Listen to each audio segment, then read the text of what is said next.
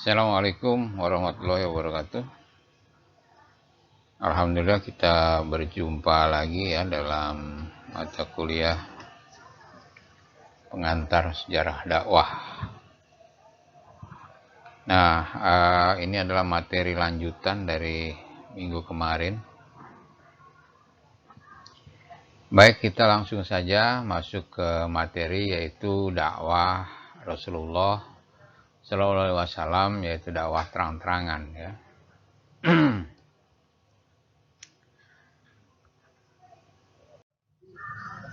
Nah, dasar dari perintah dakwah itu adalah ini surat 15. Maka sampaikanlah olehmu secara terang-terangan segala apa yang diperintahkan kepadamu dan berpalinglah dari orang-orang musyrik. Sesungguhnya kami memelihara kamu daripada kejahatan orang-orang yang memperolok-olok kamu. Nah, ada kata yang ingin saya garis bawahi, ini musyrik ya. Kenapa digunakan kata musyrik?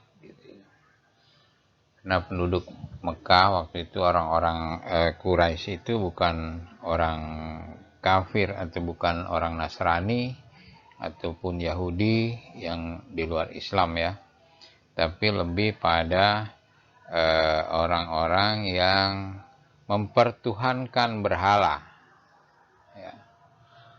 Mempertuhankan berhala. Wah, ada kekuatan lain ya, selain Tuhan gitu kan. Nah, itulah dianggap musyrik. Jadi kata musyrik ini sangat tepat ya, karena konteksnya waktu itu orang-orang Mekah. Yang kedua, dan berilah peringatan kepada kerabat-kerabatmu yang terdekat, dan rendahkanlah dirimu terhadap yang mengikutimu, yaitu orang-orang yang beriman. Jika mereka mendurhakaimu, maka katakanlah, sesungguhnya aku tidak bertanggung jawab terhadap apa yang kalian kerjakan. Nah, berilah peringatan kepada kerabat-kerabatmu. Nah, makanya awal-awal dakwah Nabi itu disampaikan yang pertama-tama itu kepada kerabatnya dulu, gitu. Yang terdekat ya. Jadi pertama setelah menerima wahyu pertama itu kepada istrinya Khadijah, dan beliau menerima ya. Siti Khadijah itu orang yang pertama menerima kerasulan daripada Nabi. Yang berikutnya Sayyidina Ali bin Abi Thalib. Nah, baru keluarga-keluarganya dan kerabat-kerabatnya.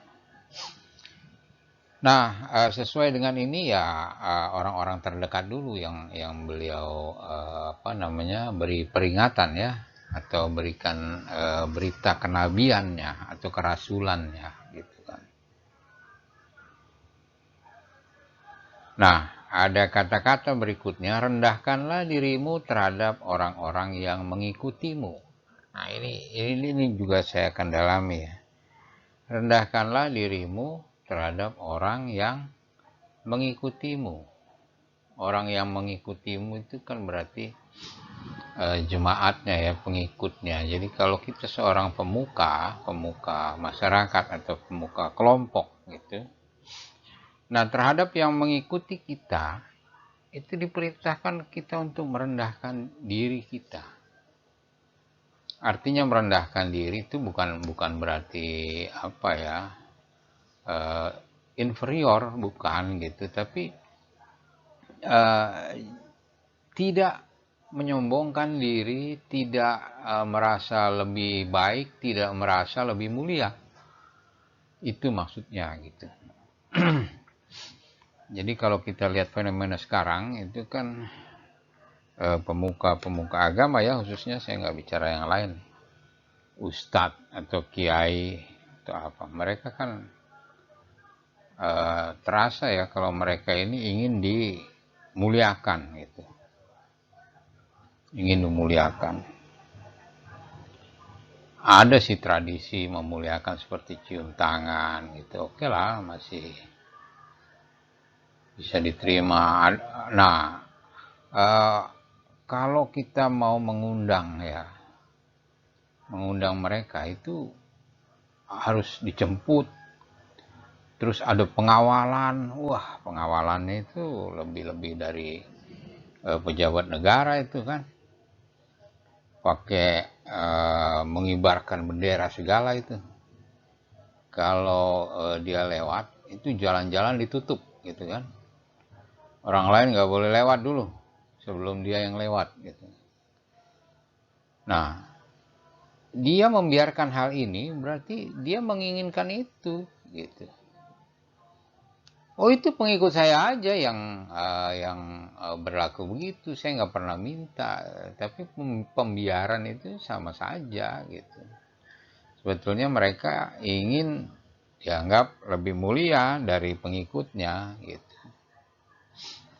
Nah, ini sudah tidak sesuai ya dengan apa namanya ayat ini gitu. Kalau kita di hadapan orang-orang apa namanya orang-orang Melayu, ya kita kan pakaiannya orang Melayu ini sarungan ya. Kalau di masjid, di majelis itu sarungan gitu. Terus kita datang di tengah-tengah mereka pakai gamis, pakai sorban. Maksudnya apa gitu? Jangan-jangan maksudnya pengen dianggap lebih lebih mulia dari yang lain. Nah, kalau sudah itu sudah masuk ke ria. Batasnya tipis antara siar dan ria itu. Jadi kita mesti hati-hati begitu ada apa namanya secuil niat atau perasaan ingin dimuliakan, ya sudah gugur sudah itu eh, apa namanya pahala kita. Nah, itu yang harus kita hati-hati sebagai pendakwah ya, atau penyampai pesan, penyampai peringatan gitu. Nah, awalnya Nabi menyeru kepada keluarganya, kemudian kerabatnya dari Bani Abdul Muthalib dan Bani Hashim juga ya. Nah, suatu saat di luar kota Mekah itu di Bukit Safa, beliau mengumpulkan Bani Abdul Muthalib dan Bani Hashim gitu. Terus kira-kira beliau bilang begini,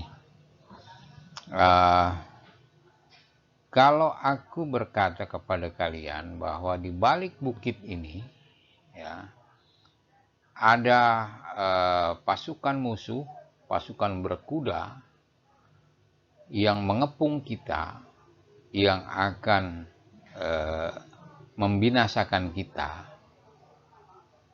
apakah kalian percaya? Gitu. Mereka bilang, iya, saya percaya gitu. Karena kami tidak pernah melihat kau melakukan dusta gitu. Jadi selama ini yang dikatakan oleh Nabi Muhammad itu tidak pernah sesuatu yang katakanlah kalau sekarang kabar bohong ya, hoax dan sebagainya gitu. Nabi nggak pernah berlaku begitu, bahkan beliau dijuluki orang yang jujur ya, al-amin, orang yang terpercaya gitu. Jadi ketika dia bilang ada musuh nih di balik bukit kita nih, kalian percaya nggak kalau saya bilang begitu? Percaya. Gitu. Tapi ketika yang diserukan oleh Nabi itu tentang keesaan Tuhan, ya bahwa mempertuhankan leluhur, mempertuhankan berhala, itu mereka menolak ya. Menolak artinya tidak mau mengikuti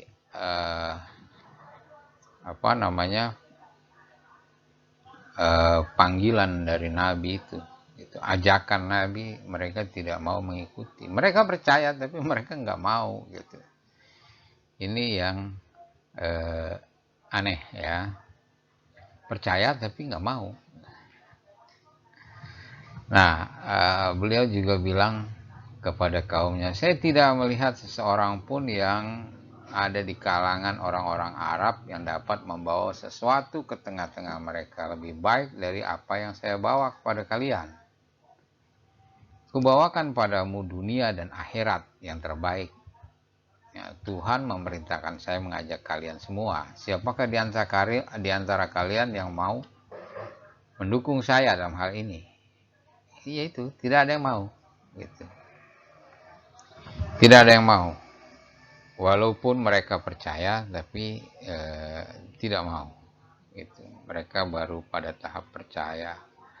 Untuk melakukan, mereka nggak mau. Gitu. Mendukung, mereka nggak mau. Gitu. Semuanya menolak. Yang menerima itu hanya Ali dari kalangan Bani Abdul Muthalib.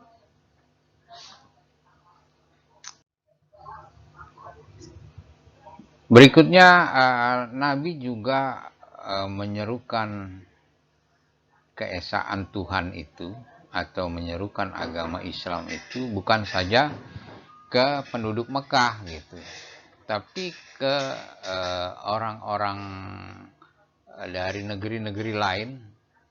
Waktu itu di Mekah itu kan ada Ka'bah ya. Ka'bah ini jadi destinasi ya wisata religi gitu. Mereka setahun sekali pada musim haji itu datang untuk berhaji dalam rangka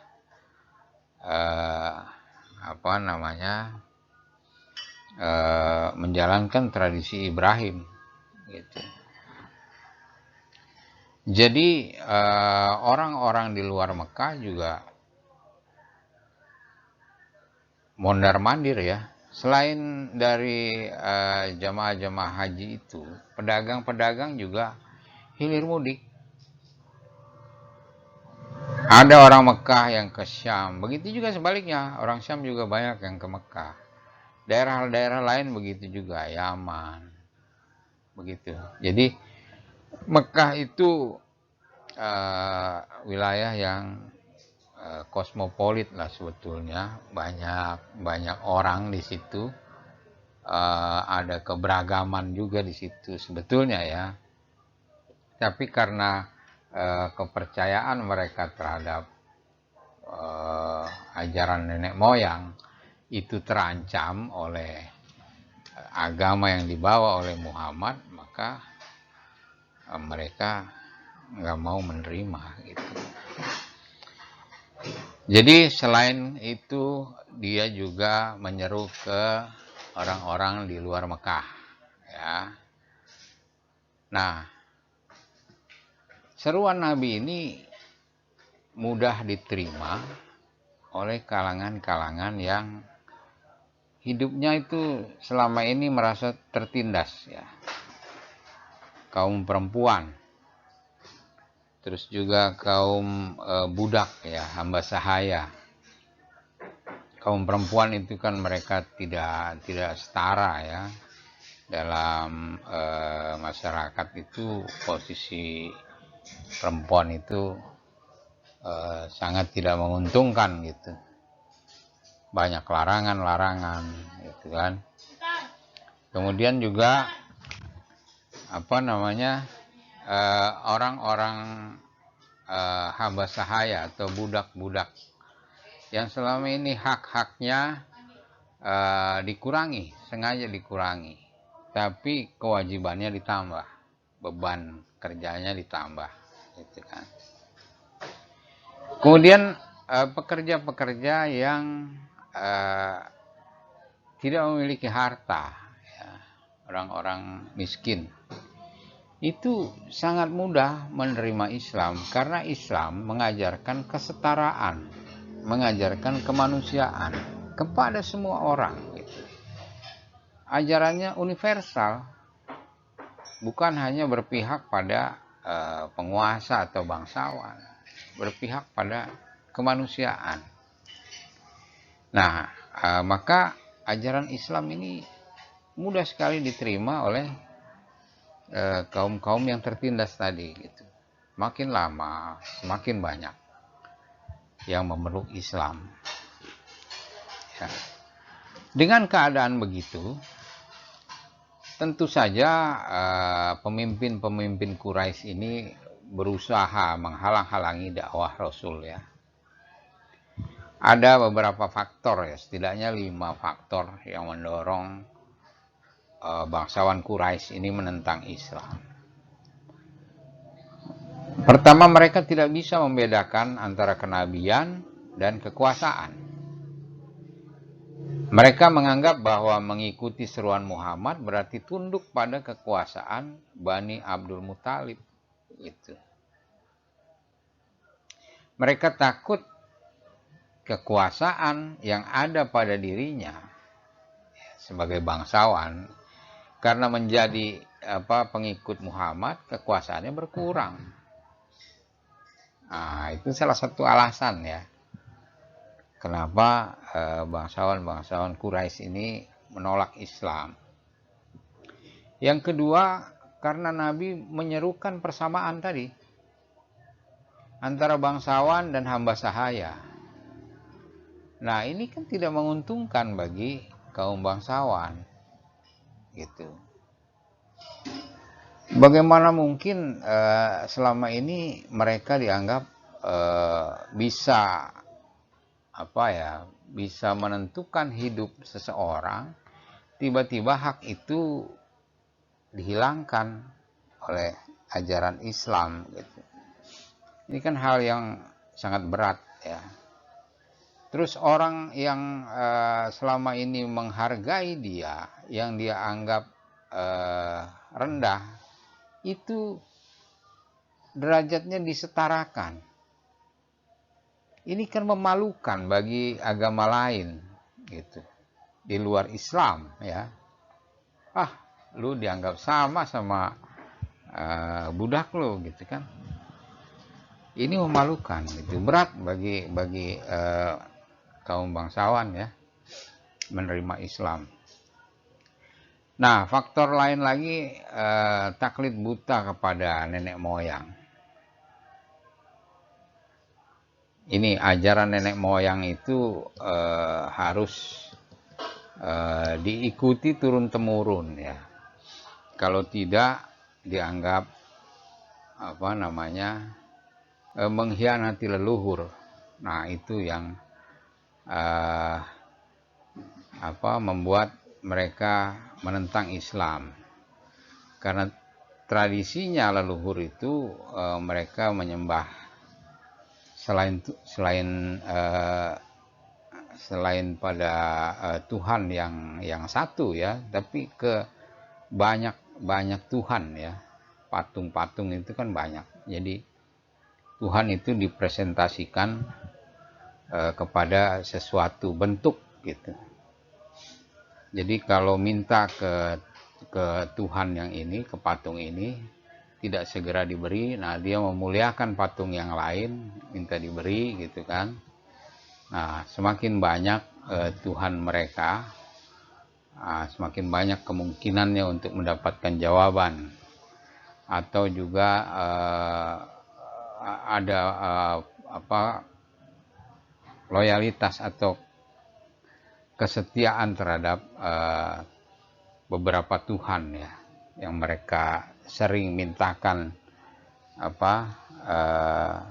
barokahnya gitu. Nah, yang berikutnya lagi, ada sebagian masyarakat yang berprofesi sebagai pembuat patung ya. Belum lagi penjual patung. Ini jumlah mereka juga ya nggak terlalu banyak, tetapi tidak sedikit juga gitu. Artinya kalau kepercayaan terhadap berhala-berhala ini dihapuskan karena menerima Islam, mereka kan kehilangan pekerjaan ya, kehilangan penghasilan. Nah, jadi rindu order nanti. Ya, itu kira-kira ada 5 faktor ya yang menyebabkan penolakan terhadap Islam.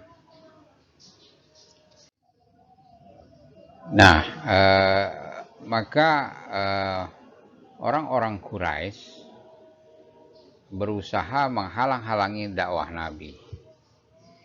Tapi itu tidak mudah gitu. Selain tekad dari pengikut-pengikut Islam atau pengikut Nabi Muhammad, di situ ada orang kuat ya, tokoh yang disegani, Abu Talib. Abu Talib ini bin Abdul Muthalib juga gitu. Masih paman Nabi, kakaknya Abdullah ya. Mereka itu bukan mereka, maksud saya Abu Thalib itu orang yang sangat disegani di Mekah ya. Nah, keberadaan Abu Talib di dekat Nabi Muhammad ini membuat orang Quraisy jadi apa ya, ewuh pakewuh lah, atau takut atau juga segan gitu. Karena karena Abu Talib ini dia sejak kecil sangat dekat dengan Nabi gitu. Pada saat Nabi beranjak remaja itu juga Abu Talib yang mengajaknya untuk ikut dalam kabilah dagang ke Syam waktu itu. Itu karena rasa sayang beliau kepada keponakannya kan, keponakannya itu adiknya yang bungsu wafat, nah ini anaknya gitu. Dia memang perhatikan sejak Nabi masih kecil gitu. Maka untuk menghalangi Nabi, aktivitas Nabi itu dianggap harus dipisahkan dulu nih antara Abu Talib dengan Muhammad gitu. Karena sangat sulit kalau masih ada Abu Talib di sisinya gitu. Jadi Muhammad itu dianggap sering besar kepala kalau ada Abu Talib di belakangnya gitu. Nah, maka orang-orang Quraisy itu datang kepada Abu Talib. Kami meminta Anda memilih salah satu di antara dua. Yang pertama, memerintahkan Muhammad untuk berhenti dari dakwah atau menyerahkan kepada kami.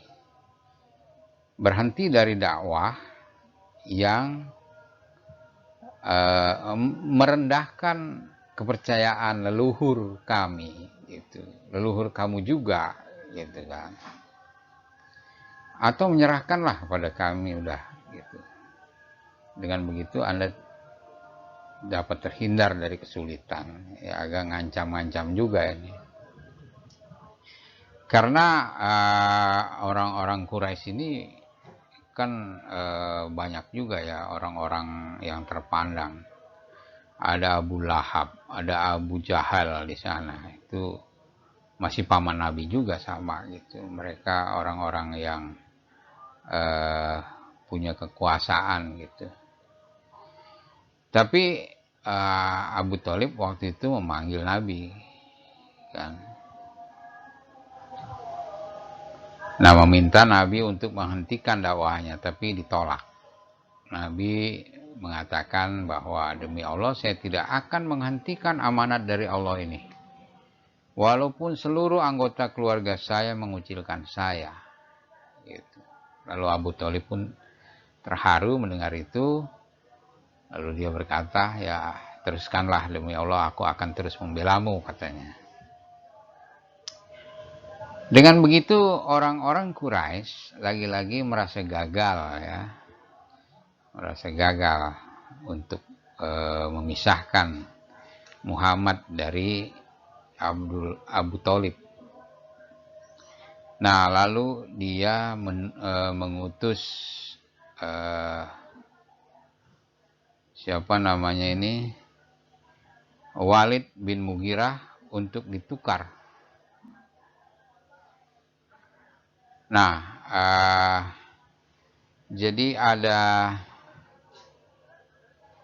seorang anak muda namanya Amarah bin Walid bin Mughirah. Ya. Ini anak muda yang tampan, yang dikenal baik di kalangan orang Mekah. Usianya lebih muda daripada Nabi gitu.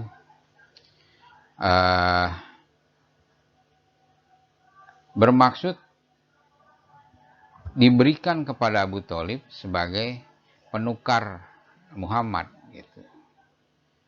Nah, mereka bilang bahwa aku berikan anakku kepadamu gitu, maka ambillah dia sebagai anak dan bimbinglah dan atau didiklah dia gitu sebagai anakmu. Nah, penggantinya serahkan Muhammad kepada kami, akan kami bunuh gitu. Nah, pemikiran Al-Mughirah itu kan kamu jangan sedih deh kehilangan Muhammad, nih ada gantinya lebih muda, lebih bagus gitu kan. Dia pikir begitu gitu. Tapi waktu itu Abu Thalib malah menjawab, ini nggak waras, ini usulan nggak masuk akal. Dia bilang, kamu memberikan seorang anak supaya saya bertanggung jawab kepadanya, mendidik dia gitu. Padahal itu anakmu. Sementara anakku, aku serahkan kepadamu untuk dibunuh. Ini usulan apa? Jadi ini usulan yang gak waras menurut Abu Thalib gitu. Maka usulan itu pun ditolak waktu itu ya.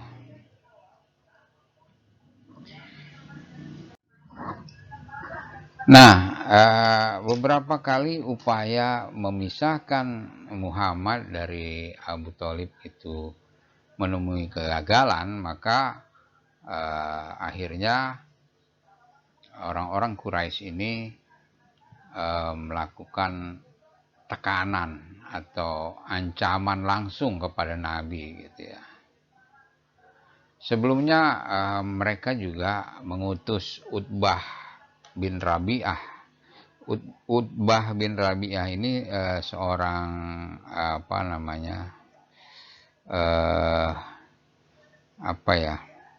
kalau sekarang itu motivator lah, seperti Mario Teguh gitu ya.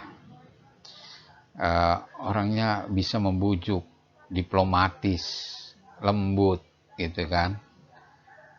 Nah, Utbah bin Rabi'ah menawarkan kepada Nabi Muhammad ini jabatan sebagai pemimpin dari suku mereka gitu, pemimpin dari orang Quraisy gitu kan, menawarkan jabatan. Kemudian juga Utbah menawarkan wanita-wanita gitu, wanita-wanita cantik. Anak siapa? Kamu mau anak siapa? Gitu. Selain itu juga ditawarkan harta. Mau apa? Pada Nabi ini ditawarkan harta yang banyak. Terserahlah.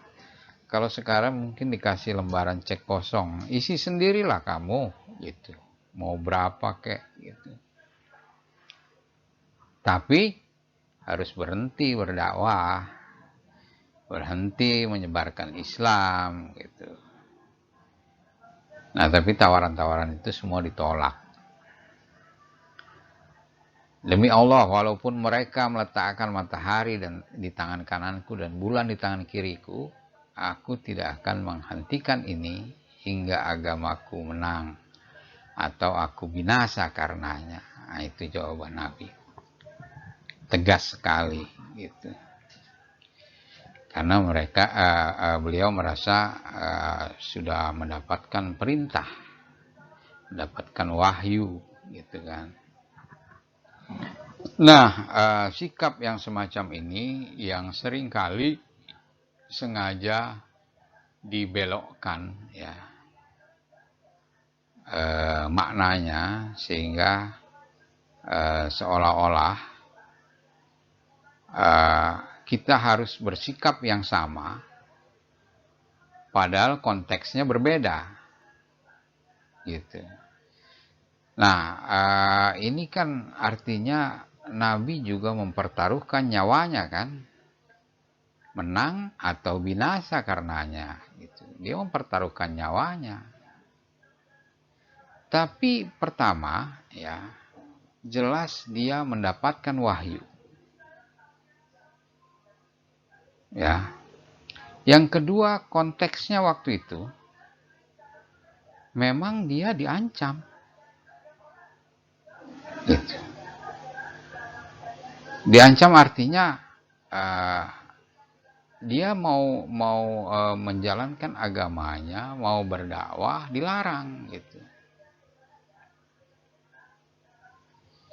Nah, ini diletakkan pada konteks sekarang, kekinian, gitu kan.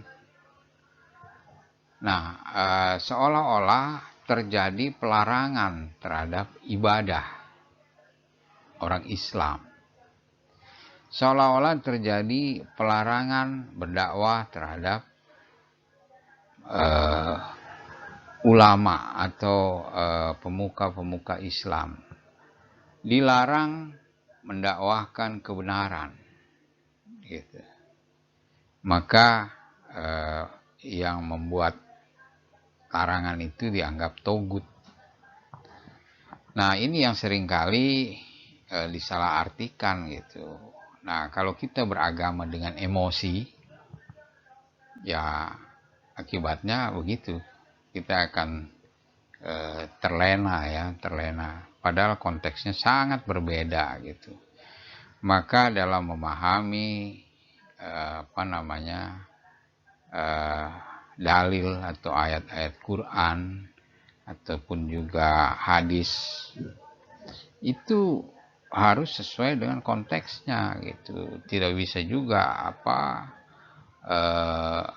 ayat Quran itu setelah kita tahu terjemahannya terus ditafsirkan secara bebas menurut kepentingan kelompok kita sendiri, gitu. Itu yang sekarang terjadi, ya. Jadi kita harus hati-hati sekarang, ya. Oke, balik kita kembali ke kisah dakwah Nabi, ya. Nah, upaya kaum Quraisy ini semakin keras, ya, karena dia merasa kecolongan. Jadi ajaran Muhammad mulai masuk ke dalam rumahnya, ya. Lewat mana? Yaitu tadi, ternyata ajaran Muhammad ini sangat mudah diterima oleh kaum budak, hamba sahaya, gitu. Akhirnya budak-budak mereka banyak yang masuk Islam. Dengan begitu, ya, budak-budak itu disiksa, dipaksa agar murtad kembali, gitu, keluar dari ajaran Muhammad, gitu. Banyak yang meninggal juga banyak, gitu. Tapi yang paling populer, ya, kisahnya itu tentang Bilal bin Rabah. Dia disiksa oleh majikannya karena dia menerima Islam, gitu. Nah, dipaksa untuk keluar lagi dari Islam, tapi dia menolak. Nah, di padang pasir yang terik, ya, pasirnya kan panas itu. Nah, dibaringkan di situ Bilal tanpa alas selembar kain pun, gitu kan. Jadi kulit tuh bersentuhan dengan pasir yang panas, gitu. Tidak sekedar itu, di atas dadanya juga ditimpakan batu yang sebelumnya juga sudah menyerap panas dari sinar matahari, gitu. Jangan bayangkan sinar matahari di sini, beda, gitu. Di sana itu nggak ada pepohonan, gitu kan. Panas dan kering, gitu kan. Kalau di sini panas tapi kan lembab. Kalau di sana panas kering, gitu. Nah, Untung saja Abu Bakar waktu itu melihat kejadian itu dan dia membebaskan, membeli harga daripada Bilal. Dia bayar lalu dia merdekakan Bilal gitu. Nah itu yang terjadi pada keluarga mereka. Banyak juga anak-anak mereka atau istri mereka yang menerima Islam gitu. Karena perempuan-perempuan ini merasa haknya dibela gitu oleh Islam, agama yang mengajarkan kesetaraan ya, universalitas dan humanitas juga, kemanusiaan ya. Nah, dengan itu ancaman atau penyiksaan-penyiksaan yang dilakukan oleh orang-orang Quraisy ya kepada orang-orang yang baru mengikuti Islam itu merajalela di mana-mana gitu. Bahkan itu dijadikan tontonan ya, show of force gitu, agar menimbulkan efek jera di kalangan budak atau hamba sahaya, juga di kalangan istri-istri mereka atau anak-anak mereka gitu. Maka saking seringnya terjadi hal seperti itu, Nabi coba memikirkan kemungkinan lain ya. Kemungkinan lain artinya begini, mungkin bukan sekarang saatnya untuk mendapatkan perhatian atau penerimaan yang baik dari orang-orang Quraisy di Mekah gitu. Jadi yang terpikir oleh Nabi waktu itu menyelamatkan mereka ya ke daerah lain, mengungsikan lah itu. Nah itu yang dianggap dari sirah Nabawiyah itu sebagai hijrah yang pertama ya. Itu beberapa alternatif sih sempat dipikirkan oleh Nabi. Apakah hijrah ke Syria gitu kan, atau ke Yaman gitu. Nah dua tempat ini itu kebetulan sedang terjadi konflik politik ya, konflik kekuasaan di kalangan mereka sendiri. Selain itu juga di Syria, di Syam maupun di Yaman, ini juga daerah-daerah yang sering dilalui oleh pedagang-pedagang kabilah-kabilah dari kaum Quraisy gitu. Artinya jaringan orang-orang Quraisy di Yaman dan di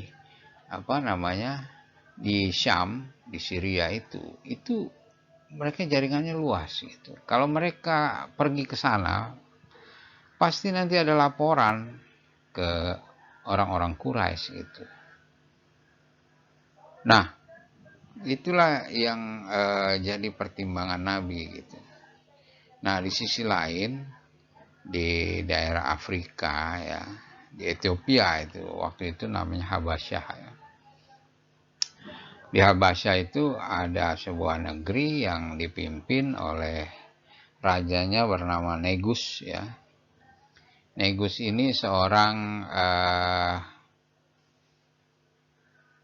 penganut agama Masehi ya. Maksudnya agama Masehi itu yang dibawa oleh Isa bin Maryam ya. Nah, mungkin waktu itu belum ada Katolik ya, Protestan gitu. Nah, saya hanya mengatakan kalau Nasrani juga, apakah dia Nasrani, tapi ini dia pengikut Isa, ajaran Isa. Nah, Negus ini, dan Negus ini juga dikenal sebagai seorang raja yang bijaksana. Kemudian juga beliau itu toleran ya terhadap keberagaman. gitu. Jadi jangan bayangkan Ethiopia waktu zaman Habasya ini dengan Ethiopia sekarang yang gak keringat. Ethiopia zaman dulu itu negeri yang cukup makmur ya.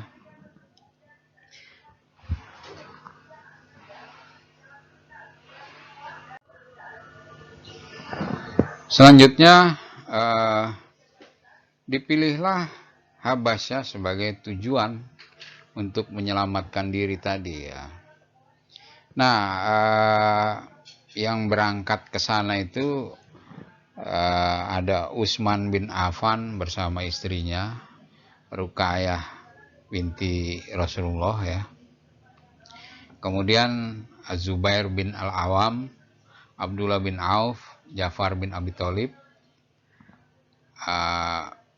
bersama istrinya juga Asma binti Umais, dan Amr bin Sa'id bin Al-Ash, atau yang kita sebut Amr bin Ash bin Umayyah, bersama saudaranya Khalid bin Sa'id bin Al-Ash. Nah, mereka diterima dengan baik oleh Negus dan keselamatannya dilindungi, sehingga mereka bisa hidup aman di sana gitu. Nah, hal demikian itu membuat orang-orang Quraisy di Mekah ini kan tidak senang gitu. Kemudian mereka mengutus Abdullah bin Abu Rabi'ah dan Amr bin As ya. Nah, dikisahkan bahwa bersama kedua utusan itu ada juga Muawiyah bin Abu Sufyan, yang berikutnya nanti dia jadi salah satu dinasti Islam juga ya setelah Khulafaur Rasyidin nanti. Dan Al-Mughirah juga ikut bin Syu'bah ya. Nah, dua orang utusan ini, Abdullah bin Abu Rabi'ah dan Amr bin As, itu ke Habsyi menemui Negus. Ya biasa menghadap raja itu harus membawa hadiah ya.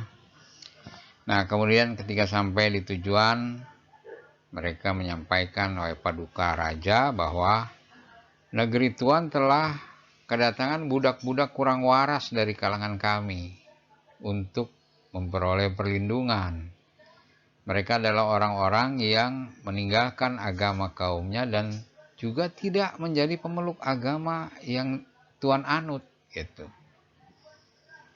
Jadi berita itu yang disampaikan kepada Negus gitu. Ada orang dari kaum kami kabur gitu ke negeri Tuan ya. Mereka ini meninggalkan agamanya tapi juga tidak memeluk agama Tuan gitu. Nah, mereka meminta Negus mengusir orang-orang itu untuk kembali ke Mekah pada keluarga mereka. Nah, kaum mereka adalah orang-orang yang mengetahui keadaan dan lebih mengetahui cara mengatasi kelemahan mereka. Nah, ini kata pendeta ya. Pendeta yang dimaksud ini pendeta Negus. Pendeta yang menjadi penasehat Negus ya. Nah, kata pendeta ini kepada Negus, kaum mereka adalah orang yang lebih mengetahui keadaan mereka dan lebih mengetahui cara mengatasi kelemahan mereka. Maka serahkanlah mereka kepada keduanya. Lalu usir agar mereka kembali ke negeri dan kepada kaumnya gitu. Nah, rupanya pendeta ini juga sudah termakan ya, atau terprovokasi oleh Abdullah bin Abu Rabi'ah dan Amr bin As tadi. Nah, Negus, seorang kepala negara yang bijaksana, ini berpandangan jauh ke depan. Ya, dia memanggil orang-orang itu, pengungsi-pengungsi itu untuk menghadap kepada dia, untuk dimintai penjelasan tentang hakikat agama mereka. Nah, akhirnya Negus juga penasaran. Dia tidak meninggalkan agama nenek moyangnya dan juga tidak memeluk agamaku, katanya. Lalu agama apa yang dia ikuti, gitu kan? Nah, Negus memanggil kelompok pengungsi tadi. Maka dari kalangan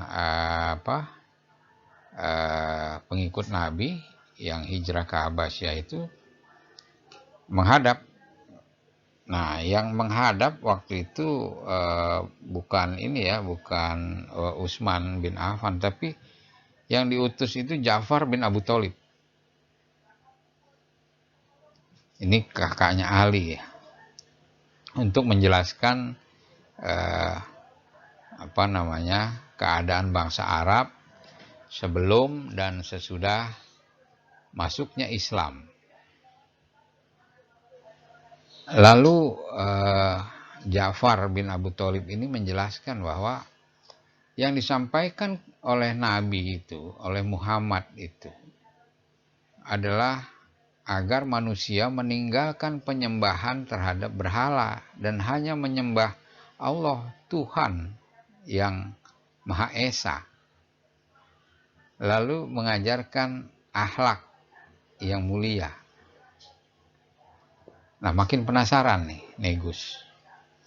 Negus bertanya lagi kepada Ja'far, apa engkau membawa serta dari apa yang disampaikan dari Allah atau Tuhanmu itu, gitu. Nah, Ja'far membawa ayat-ayat Quran waktu itu kan, ayat-ayat atau wahyu-wahyu yang ditulis. Maka dia bacakan. Pertama, bacalah, kata Ja'far, gitu kan. Kemudian Ja'far membacakan ayat permulaan dari surat Maryam yang memuat kisah tentang kelahiran Isa. Nah, mendengar bacaan itu, Negus menangis ya. Itu dikisahkan janggutnya Negus itu basah oleh air matanya, gitu kan. Kemudian juga pendeta-pendeta yang tadi mengusulkan untuk mengusir Ja'far dan kawan-kawan itu, mereka juga menangis, gitu. Dikisahkan air matanya itu membasahi atau menetes membasahi kitab suci yang dipegangnya, gitu. Lalu Negus berkata, sungguh ini dan apa yang dibawa oleh Isa adalah benar-benar berasal dari sumber yang sama. Maka diusirlah Amr bin As tadi ya. Pergilah kamu berdua, demi Allah sekali-kali aku tidak akan menyerahkan mereka kepadamu berdua. Gitu. Nah, ketika Amr bin As ini keluar, dia berkata, demi Allah sungguh aku besok akan mendatangi Negus lagi untuk menyampaikan tentang apa yang telah menjadi dasar keyakinan mayoritas mereka, gitu. Jadi dalam surat Maryam itu dijelaskan bahwa Isa adalah hamba Allah, gitu. Nah, hamba ini ditafsirkan oleh Amr bin As itu sebagai budak, gitu. Nah, ketemu nih kuncinya, gitu kan. Isa itu kan pembawa ajaran yang dipegang oleh Negus ya. Tapi dalam ajaran Muhammad dia dianggap budak, gitu. Nah, pasti akan marah ini si Negus ini, gitu. Dia minta menghadap lagi, katanya ada sesuatu yang mau dia sampaikan. Ya, dia sampaikan akhirnya bahwa ajaran Muhammad menganggap Isa adalah budak gitu. Maka ditanya oleh Negus, apa yang kalian katakan tentang Isa bin Maryam gitu kan. Kemudian Ja'far menjawab, pernyataan kami tentang dia sesuai dengan yang disampaikan oleh Nabi kami, yaitu bahwa dia adalah seorang hamba Allah dan Rasul-Nya yang diciptakan dengan perantara ruh dan kalimatnya yang ditiupkan kepada Maryam, seorang gadis suci yang tekun beribadah. Nah, mendengar penjelasan Ja'far, Negus berkata, apa yang engkau nyatakan tidak menyalahi apa yang dinyatakan oleh Isa putra Maryam itu sendiri. Lalu Negus bilang, pergilah, sesungguhnya kalian aman berada di negeriku. Tindakan kotor kedua orang ini, maka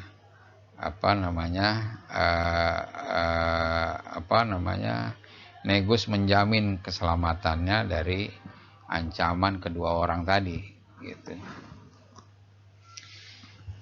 Dengan begitu gagallah misi Quraisy atau Amr bin As ya. Nah,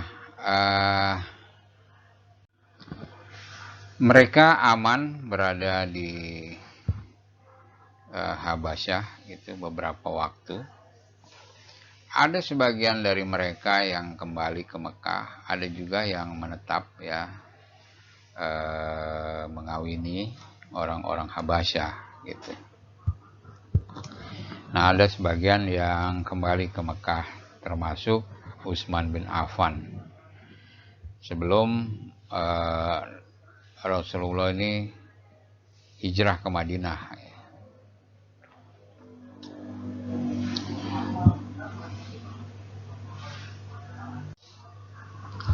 Kemudian orang-orang Quraisy ya, pemuka-pemuka Quraisy yang penasaran ini akhirnya mengumpulkan suku-suku yang ada di Mekah untuk melakukan blokade ya. Blokade itu artinya memboikot ya, memboikot hubungan dengan orang-orang pengikut Muhammad gitu. Pengikut Muhammad ini digiring ke sebuah lembah di dekat Mekah ya. Mereka tidak dilayani, kalau mereka berdagang juga tidak ada yang mau membeli, kalau mereka mau belanja juga tidak ada yang mau menjual kepada mereka, sehingga semakin lama ini namanya blokade ekonomi ini lebih parah keadaannya ya daripada ancaman-ancaman fisik ya. Karena dengan begitu logistik semakin lama semakin habis dan terjadi kelaparan, yang sakit juga tidak bisa berobat. Nah, ini muncullah tragedi kemanusiaan di situ.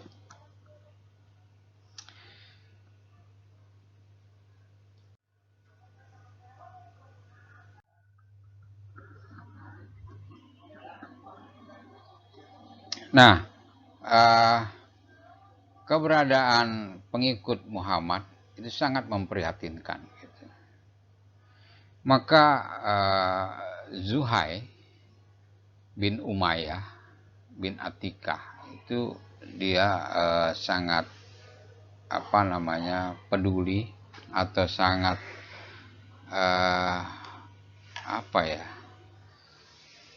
melihat kaumnya sendiri gitu menderita kelaparan, menderita penyakit yang tidak bisa ditolong gitu kan. Menganggap bahwa ini tragedi kemanusiaan gitu. Ini harus diakhiri gitu kan. Maka Zuhair, ini saya kutip dari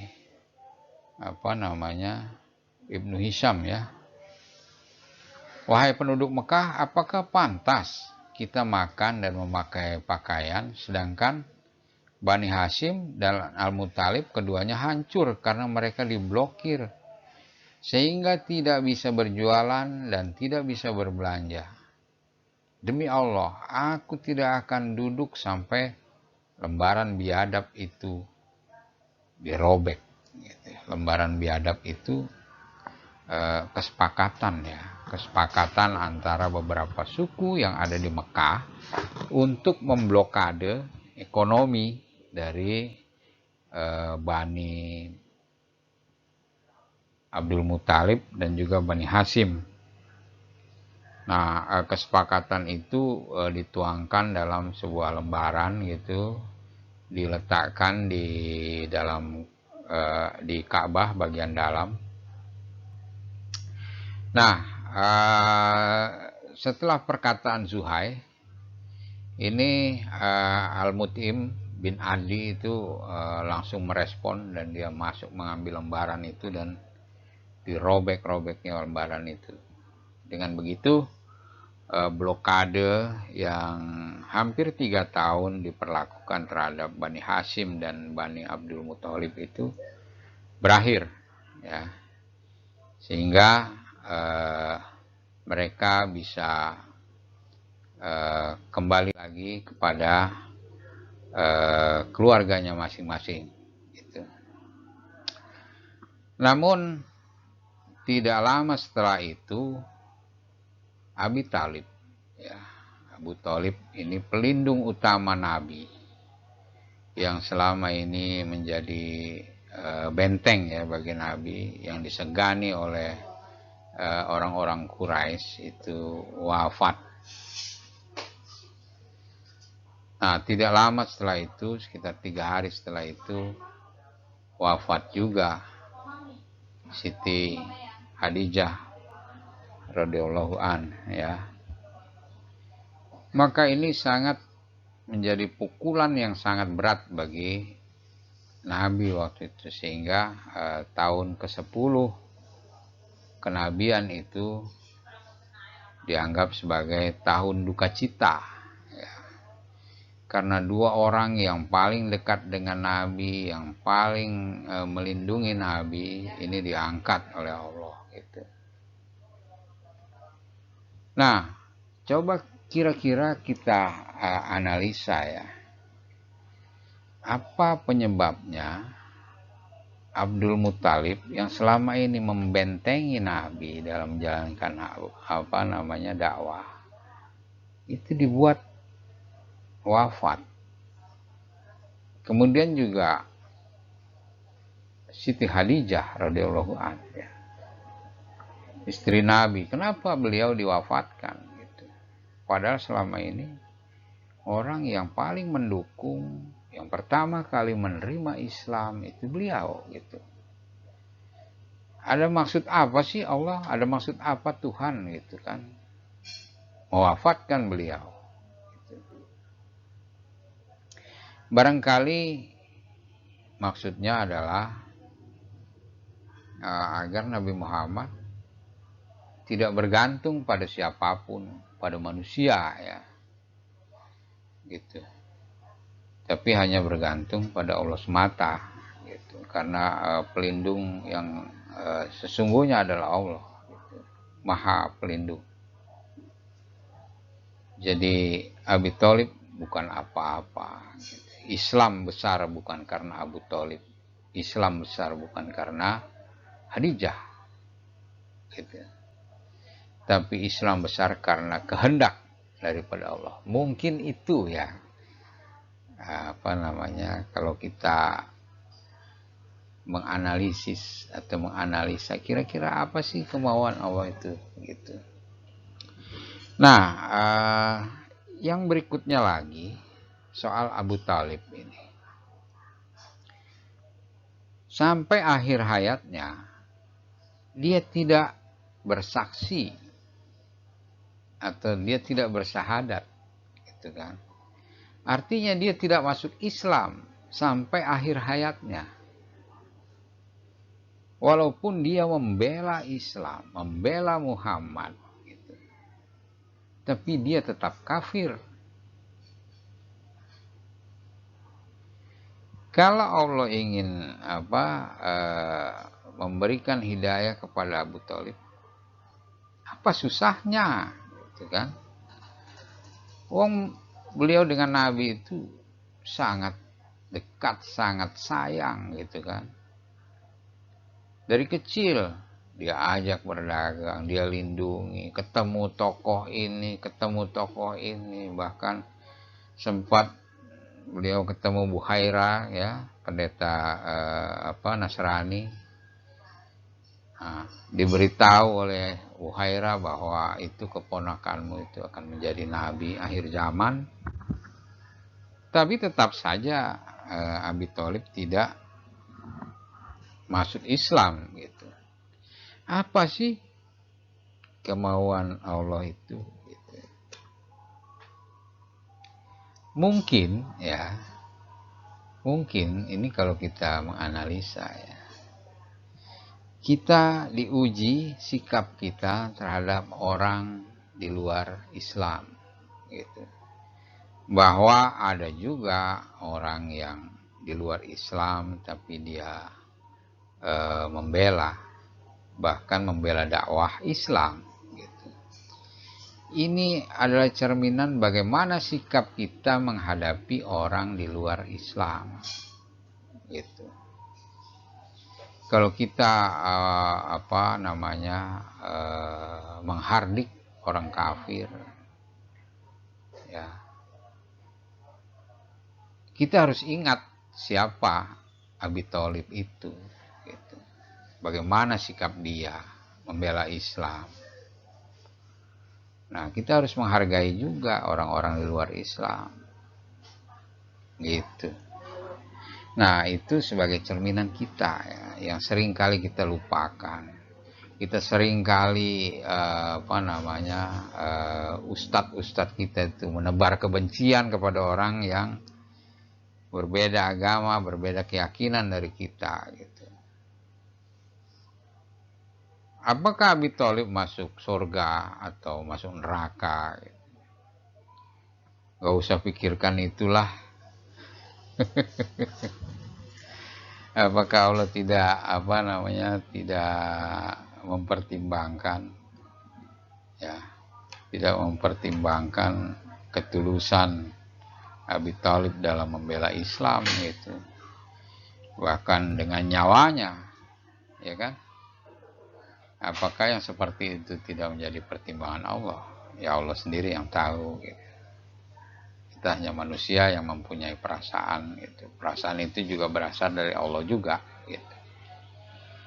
Nah, itu cerminan buat kita, ya. Kembali kita masuk kepada sirah nabawiyahnya, ya. Akhirnya Nabi memutuskan untuk menyebarkan Islam keluar Mekah. Karena kalau di dalam Mekah dia nggak punya nggak punya backing, ya. Akhirnya dia menyebarkan Islam ke Taif. Tapi dakwah Nabi di Taif justru malah mendapatkan ejekan, ya. Nabi diejek, dianggap orang gila, gitu. Kemudian dilempari kotoran, dilempari batu sampai beliau juga terluka, gitu kan. Nah, betapa Nabi bersedih, ya, menghadapi perlakuan dari orang-orang Taif tadi, gitu.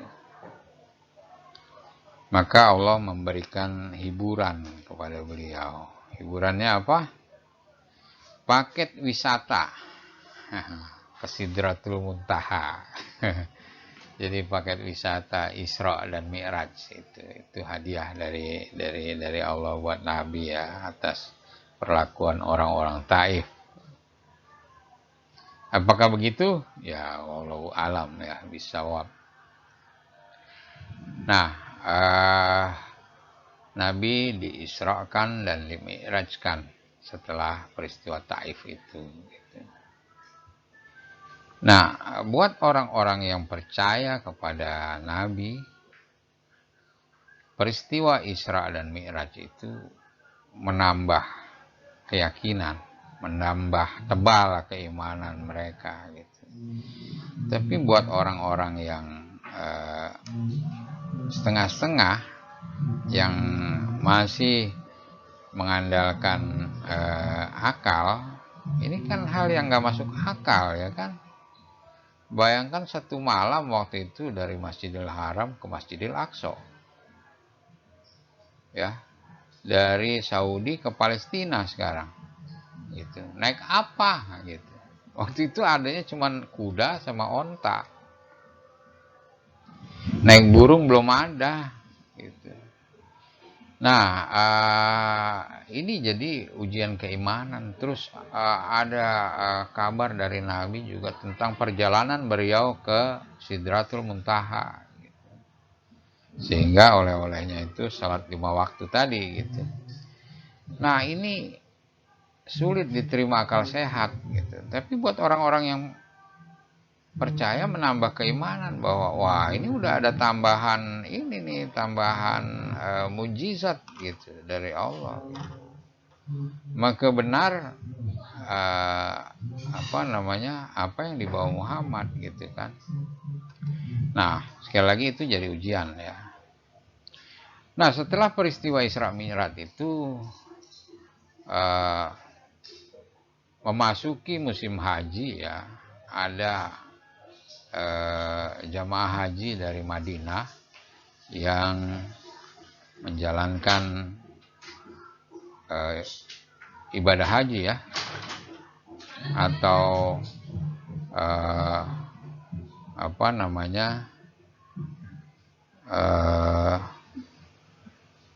menjalankan haji ke Mekah ya. Mereka mendengar kabar gitu bahwa ada ajaran dari Mekah. Itu ajarannya ajaran soal kesetaraan, soal kemanusiaan gitu. Ini menarik gitu. Menarik karena apa? Karena ajaran ini dianggap akan bisa memberikan solusi ya bagi konflik yang selama ini berakar kuat gitu. Konflik yang terjadi antara suku Aus dan suku Karhaj gitu. Mereka sudah berkonflik sekian lama dan tidak bisa didamaikan gitu. Kendati pun mereka sudah mencari pihak ketiga untuk mendamaikan mereka, tetap saja gagal gitu kan. Maka kabar tentang ajaran tadi ini menarik perhatian orang dari suku Aus dan suku Hazrat tadi. Nah, mereka mencari orang yang bernama Muhammad tadi, karena nama Muhammad juga ini terkenal pada saat Nabi itu mendamaikan suku-suku di Mekah pada saat Ka'bah itu direnovasi, dan setelah itu Hajar Aswad akan diletakkan di tempatnya gitu. Mereka sering saling berebut, tidak mendapatkan solusi, sehingga disepakati bahwa yang akan menengahi mereka itu orang yang sejak itu pertama kali masuk ke dalam Ka'bah gitu. Benar saja ketika yang masuk ternyata adalah Muhammad gitu. Dan selama ini juga Muhammad dianggap orang yang berakhlak baik gitu. Dan kata-katanya tidak pernah berbohong. Maka dimintalah Muhammad untuk menyelesaikan permasalahan itu. Dan cara Nabi Muhammad menyelesaikannya itu sangat cerdas ya, sangat bijaksana gitu. Setiap kepala suku diminta memegang ujung dari kain yang disiapkan Nabi Muhammad gitu. Hajar Aswad diletakkan di atas kain dan diangkat bersama-sama. Nah, Nabi Muhammad yang meletakkan pada posisi Hajar Aswad gitu. Nah, itu cerita itu sampai juga ke Yasrib ya, atau ke Madinah pada suku Aus dan suku Khawarij itu. Nah, akhirnya mereka berdua mencari Muhammad gitu. Nah, setelah bertemu mereka menyampaikan, bangsa kami sering terlibat dalam permusuhan antara Khazraj dan Bani Aus ya. Mereka berdua benar-benar merindukan perdamaian. Sekiranya perdamaian itu datang dari Tuhanmu lewat ajaran-ajaranmu, oleh karena itu kami akan berdakwah pada mereka mengenai agama yang kau bawa ini gitu. Nah, mendengarkan ini seperti apa ya, jawaban gitu, jawaban atas penderitaan Nabi selama ini dalam menjalankan dakwah gitu. Di Taif bagaimana beliau dihinakan gitu kan. Nah, sekarang ada bangsa ya yang meminta didakwahi gitu kan. Ini luar biasa gitu.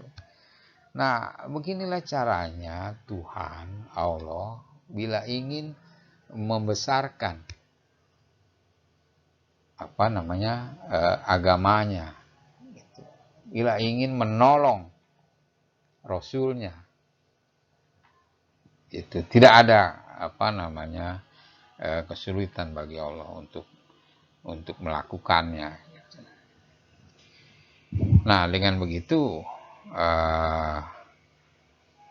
kisah berikutnya lagi, maka di Aqabah ya, di sekitar di luar Mekah itu terjadi perjanjian ya antara Nabi, kemudian suku Aus dan suku Khazraj ya, yang kita sebut perjanjian Aqabah yang pertama. Nah, untuk pembahasan itu kita lanjutkan pada video berikutnya. Nah, kiranya video kali ini saya cukupkan sekian. Kalau ada yang ingin ditanyakan, silakan menulis pertanyaan di kolom komentar di channel ya, bukan di grup WhatsApp. Insya Allah akan saya jawab. Nah, terima kasih atas segala perhatian dan mohon maaf atas segala kekurangan. Billahi taufik wal hidayah wa ridho wal inayah. Assalamualaikum warahmatullahi wabarakatuh.